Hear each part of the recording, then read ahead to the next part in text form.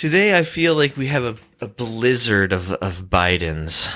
I thought I kept thinking of that imagery of just a bunch of the silliest looking pictures of Biden's face, but just like thousands of them all kind of raining down on me, which is like a real nightmare.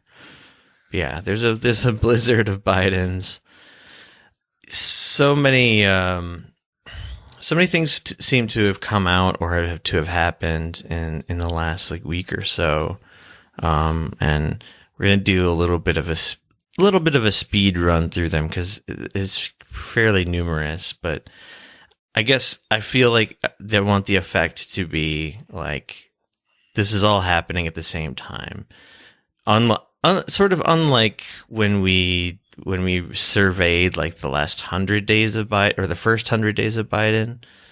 You know, that was 100 days. It doesn't really make it better, but this is literally like from like the last week, just these news items alone. And let's see, well, where should we start? I mean, so Biden recently went to the G7 summit, right? Yeah, there are some great pictures. Boris Johnson looks like a fucking weirdo. You know, I feel like a fool. I believe that picture was real and not photoshopped somehow. Okay. The picture of him looking gigantic. I convinced myself like, oh, it was like the angle and like the way the wind was hitting his suit and like. Anyway, that picture, which I'm sure you probably know about, and I've already made the artwork for this episode, which includes that picture. And the other wonderful picture of Biden with Jill and Joe with the Carters, the Lynchian nightmare photo. I think those two images are the greatest thing we've received from the Biden administration so far in 120 days. It's possible. And how do I know it's 120 days? Well, Joe Biden told me. And it's probably not even exactly that, but he did say he needs more time. Yeah. So from what I can gather, he was giving some sort of press conference, and this is one of those extremely rare times where he doesn't have a teleprompter. And I bet the questions were still vetted. I'm sure they were. Everything's vetted. But this was like not his, he's really done like, I think one or two truly what you could even remotely call off the cuff, like press conferences where he has to just field questions from the press that aren't just, completely obviously set up, even though I'm sure a lot of that stuff was vetted anyway. Because maybe I should just play the clip because it's pretty funny and irritating. Okay, so Biden in this press conference, he's asked like a very, I think actually a good question too, from what I can tell from the context of it, about sanctions, about how the U.S. is like putting sanctions on. I want to assume they're talking about Syria, but it almost doesn't really matter because like the U.S. has imposed like murderous sanctions all around the world and continues to.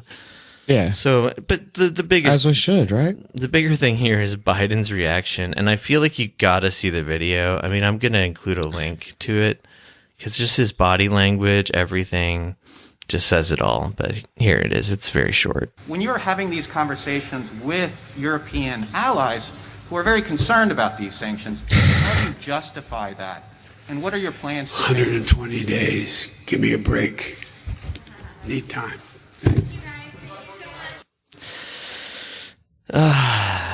He's just, all I see in that is like, he's like, man, I've been up here talking for 5 whole minutes.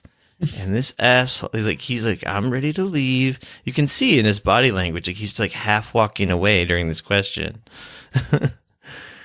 And yeah, he interrupts the journalist with this like bizarre non sequitur, because what does 120 days like? Well, he's just trying to say there's not been enough time yet, Josh. Not enough time to do what? To comment on the sanctions? Yeah, he needs more time. What he really means is I need more time and more magical intravenous drugs shot into my system if I can possibly answer your question, because I don't know what's going on right now. More time to figure out what to say. And the reason I know he is like having a complete senior moment at this point is because previous to this happening, he gave a very, very rambling, fucked up answer in the same exact press conference where shit, I'm having a Biden moment. Oh yeah, he refers to Syria as Libya, and this is just a short clip as well, but someone like did a tally, and he when he means to say Syria, he says Libya. I think at least 4 or 5 times. Easy to confuse. They both start with SNL. Yeah, totally easy to confuse. He's like, I don't know. One of the places we're fucking up. SNL look very similar in my head. I get it. Yeah, Libya, Syria. Both have a Y in the name. Second letter. They do both end with Ia.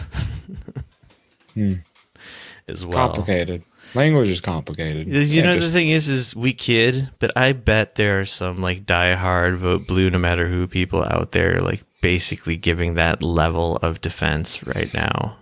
Maybe. But let's just listen to this real quick. It's almost kind of hard to listen to.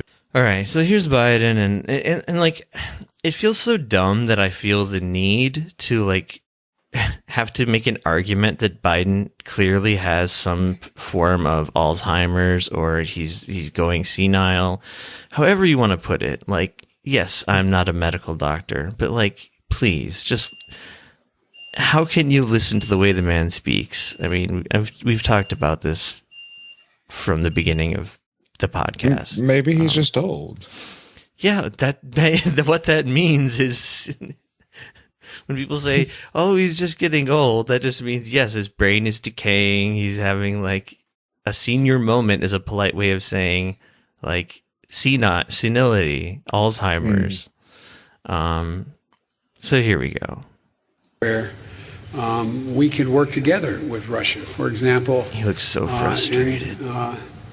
In Libya, we should be opening up the passes to be able to go through and provide food assistance and vital assistance to a population that's in real trouble. I think I'm going to try very much hard to. It is. And by the way, there's places where I shouldn't be starting off and negotiating in public here, but let me say it this way: Russia. He's just looking down the whole time right now. We believe are contrary to international norms, but they have also bitten off some real problems they're going to have trouble chewing on. And for example, the rebuilding of Syria, of Libya, they're there. And as long as they're there without the ability to bring about some order in the region, and you can't do that very well without providing for the basic economic needs of people. So I'm hopeful that we can find an accommodation where we can save the lives of people for example, in Libya, where not once was he really talking about Libya. He said Libya, I think 4 times. I stopped counting. Anyway, I mean, like, that is the mind of a person who can't keep one thought straight for longer than like 15 seconds.